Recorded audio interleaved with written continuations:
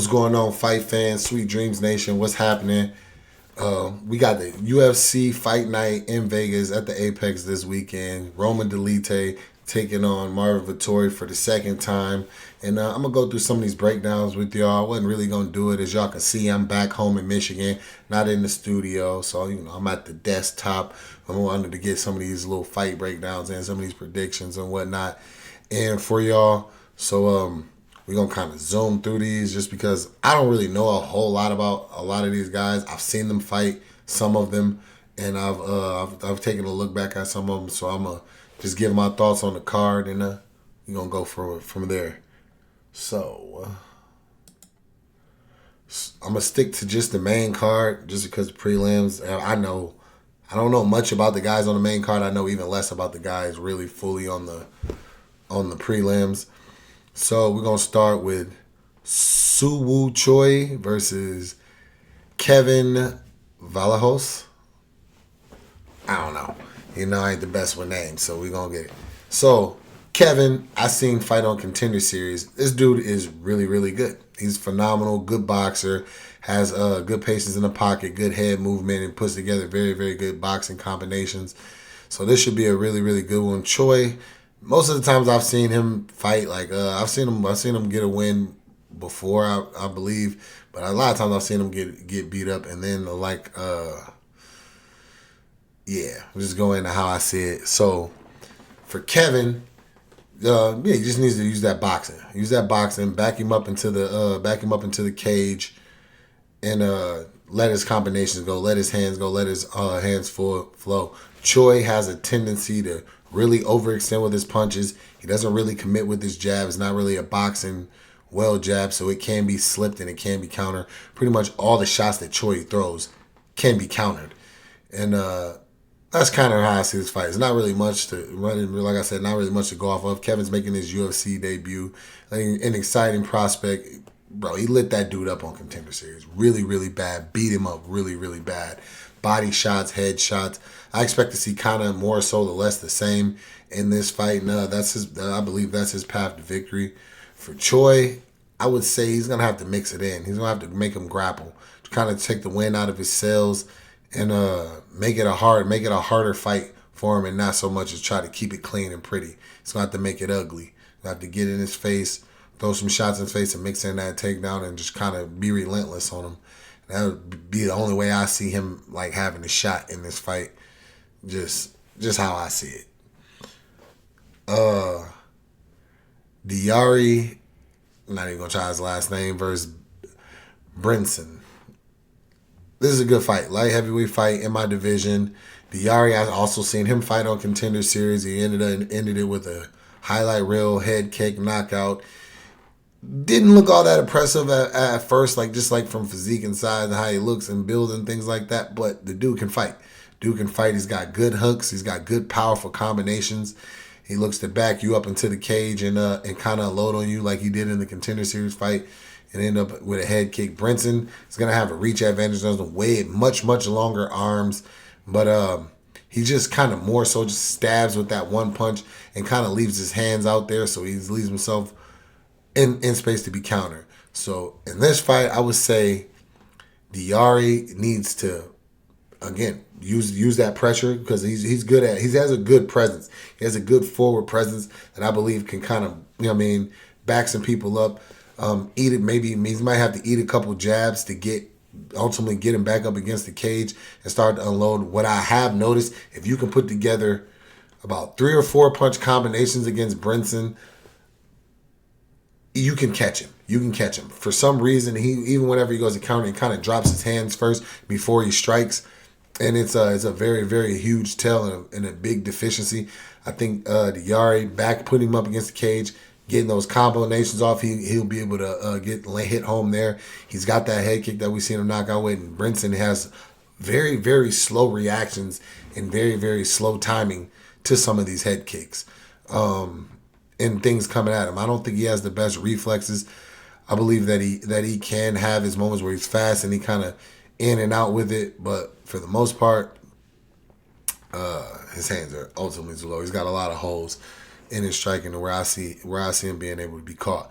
but he will have the speed advantage and will as well as the reach advantage. So I like to see him use his jab to kind of back the Yari up, keep popping him, land those shots, commit to that jab, and sticking. I mean, make sure it's a sticking, stabbing jab. A stabbing, stinging jab in this fight could actually play in his favor. He does throw. He does have hands to where he will sit in and let them go, and they can do damage.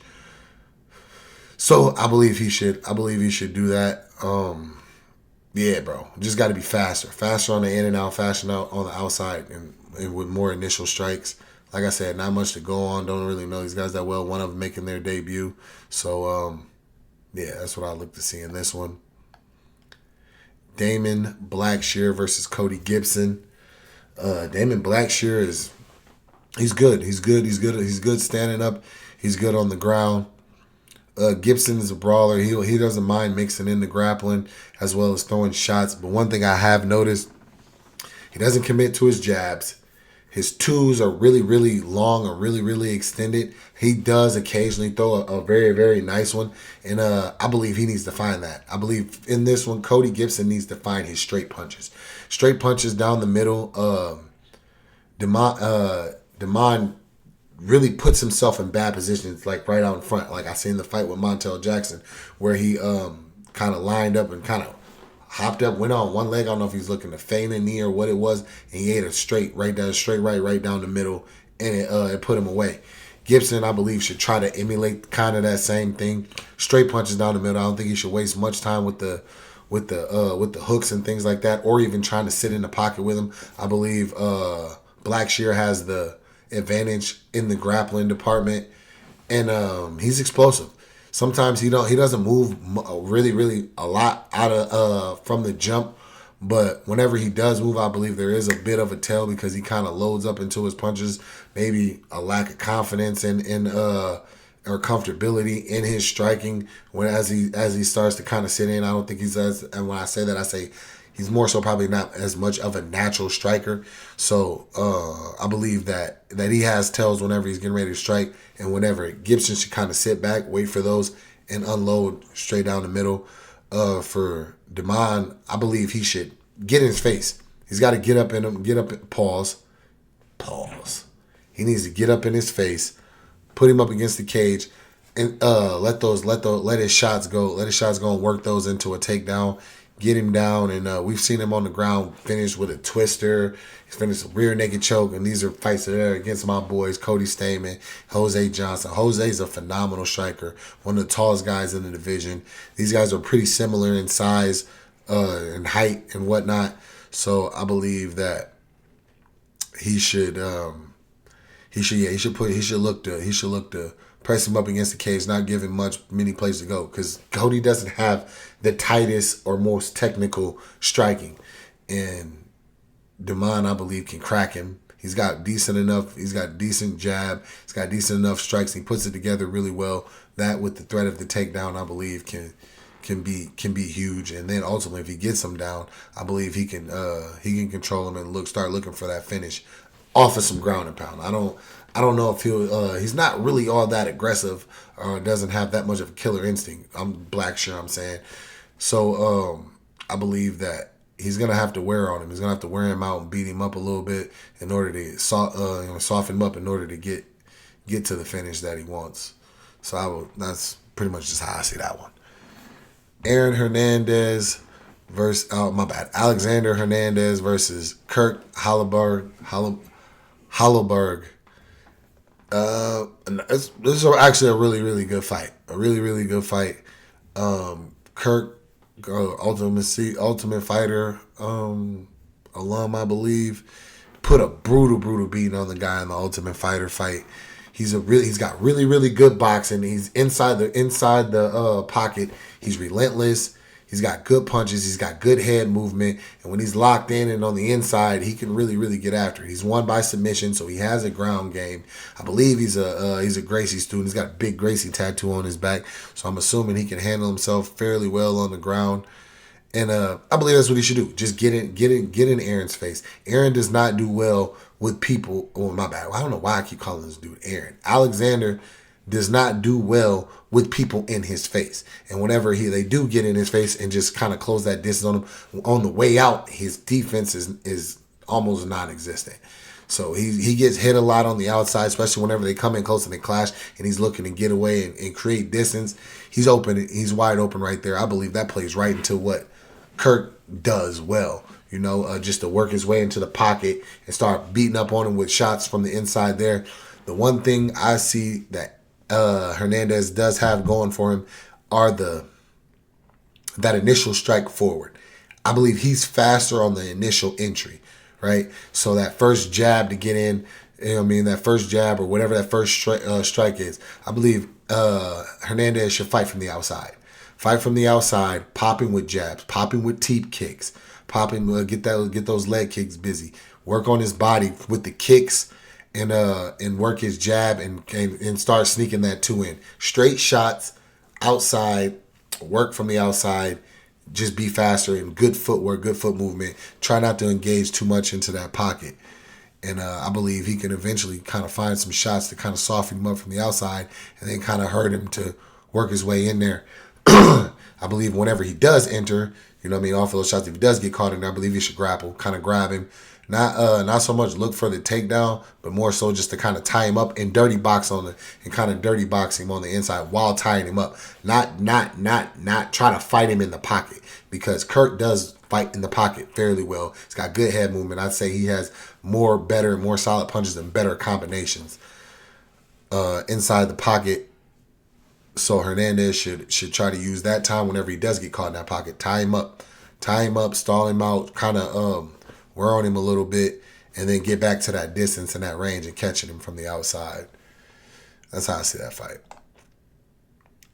Chidi Njokuani versus Elestio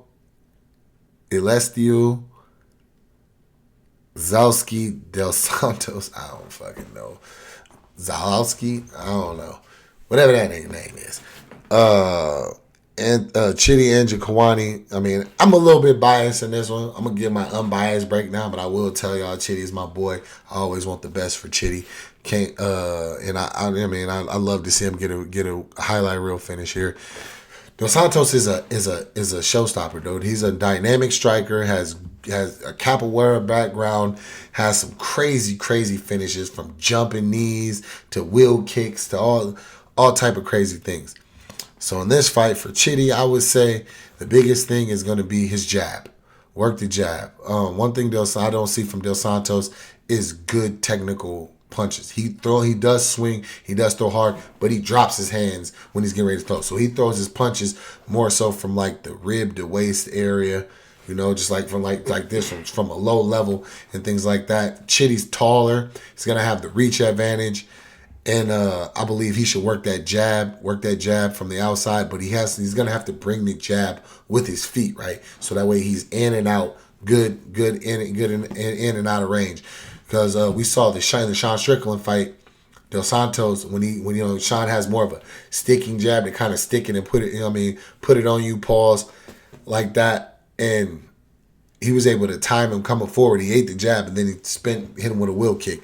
So you don't want to get caught up with all the flashy, wild and crazy things that he does. So I think a fast jab, which Chidi does have. I think Chidi needs to use his boxing more so than his kickboxing in this one. When he does kick, I believe the kick attack should be more focused towards the legs, kind of take some of that movement and pop and unpredictability from him. So I think for Chidi, the jab and the leg kicks will be key. I believe Dos Santos should probably try to work to get this fight to the ground. Yeah, I believe he should probably work to get this fight to the ground, because Chidi has very good straight attacks, and he's tall, he's longer, he's faster, and he's able to avoid. He's able to avoid, which I think he should have the footwork advantage.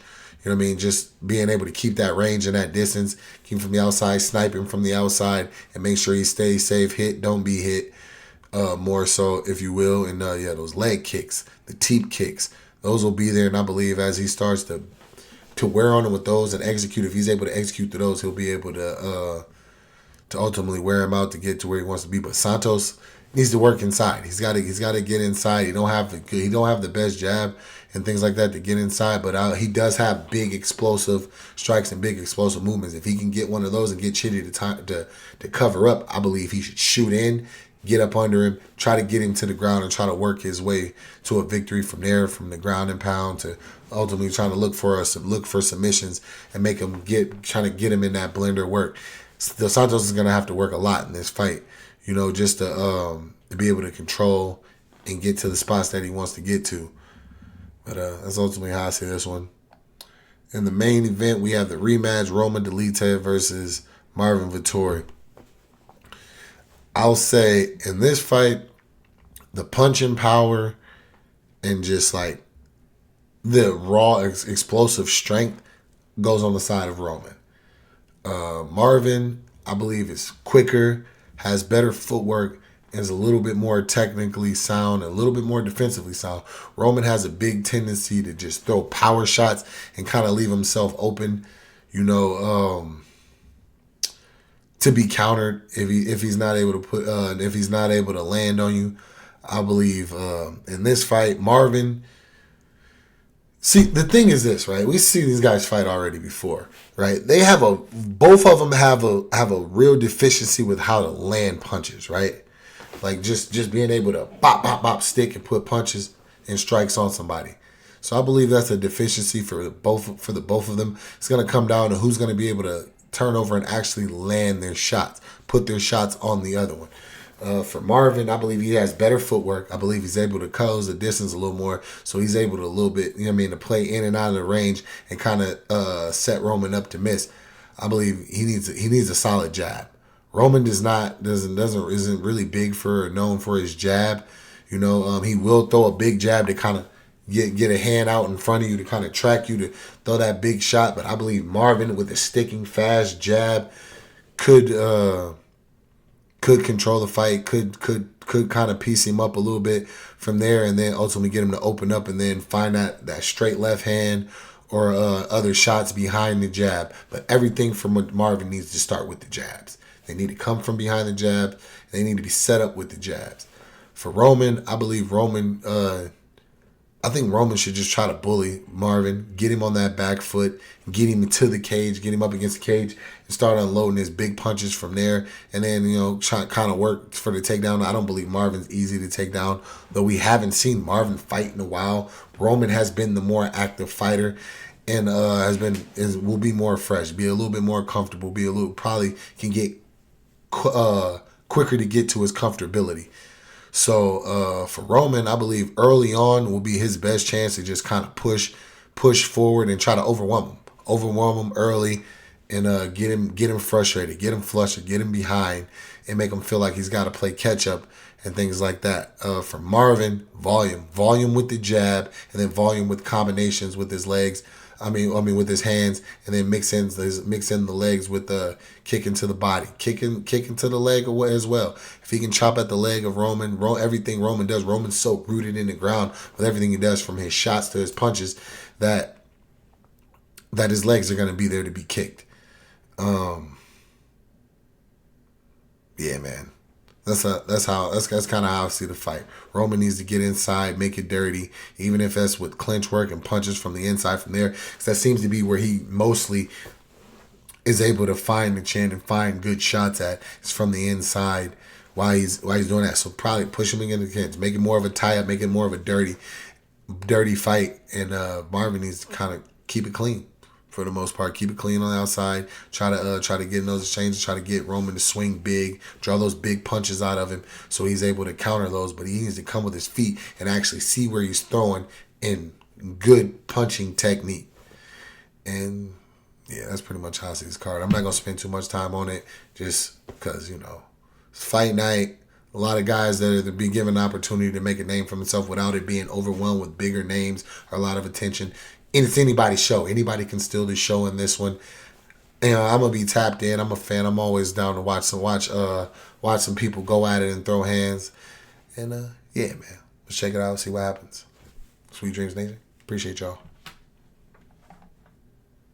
Also, oh my bad, I almost forgot this. By the way, just made the drop today. Sweet Dreams the Sweet Dreams Nation. The Sweet Dream Knockout THC strand is now out. Thank you to Pablo for collabing with me on this, making it happen, getting it out in stores, getting it released. It's been like 4 years in the making. We've been trying to make this thing happen, and we finally got it. It was successful tonight. Cleared the rack. You know what I mean? For the most part, with most of the things, we have you know what I mean? We got the THC, the Sweet Dream Knockout package right here for y'all to go and pick that up. Also got the pre-rolls as well, you know, in stores now. You know, we're gonna be looking to push it all across. We're gonna have it in more states. Right now it's available in Michigan. It will be available in other states coming soon as we start to get more batches dropping and get more batches out. We got pre-ordered from about 30 different stores. So it's going up right now, you know. And I appreciate everybody that came out tonight to make that happen and everything like that. All love. Appreciate y'all. And like I said, Sweet Dreams Nation. I'm going to get with y'all. Let's watch these fights.